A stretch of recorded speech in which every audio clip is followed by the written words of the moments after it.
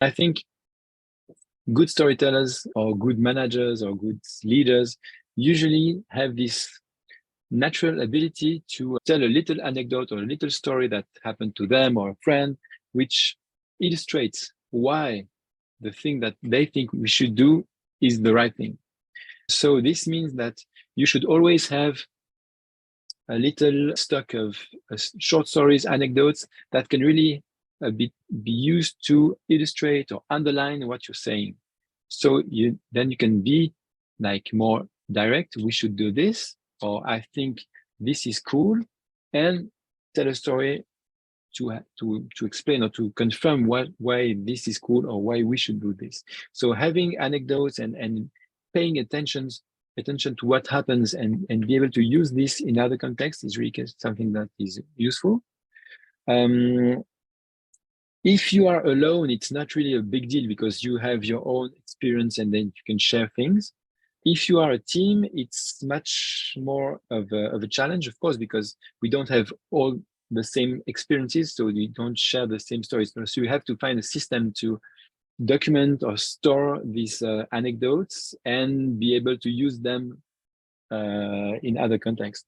There is a really great book about this, which is called Putting Stories to Work by Sean Callahan. This is something really interesting because they offer a system to identify the right anecdotes, store them, and how to use them correctly later on. So this is important. Of course, you can use storytelling without telling stories, but you can also use storytelling by adding anecdotes to what you're saying.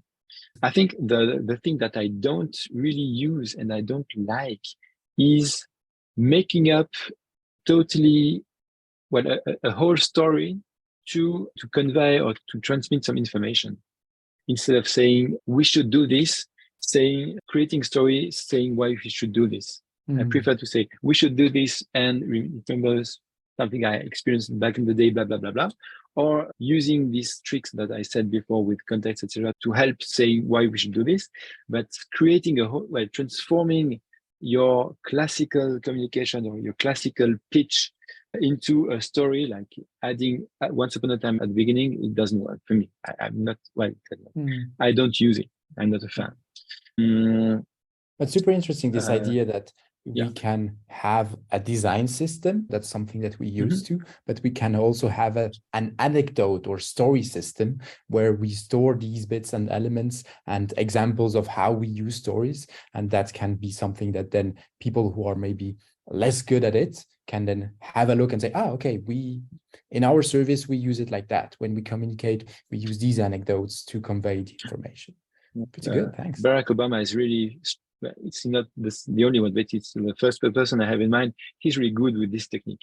He says something and then he has an anecdote confirming this, and this is really effective. One other thing that I can pull from another address is a little saying or advice that we hear a lot in the storytelling world. It's you should show and not tell. To make sure you are really using storytelling, you shouldn't describe things too much, but you should say things in a way that it's the audience job to understand and decipher. For example, you could say that, oh, this is quite a big guy. Or you can say, oh, this guy had to bend very down to get in the door to enter the cafe. Both sentences say that he's tall, but the second one means that the audience has to understand things. When you write, when you communicate, ask yourself, am I describing things or am I showing things that people have to understand? And if it's the second one, it's more interesting.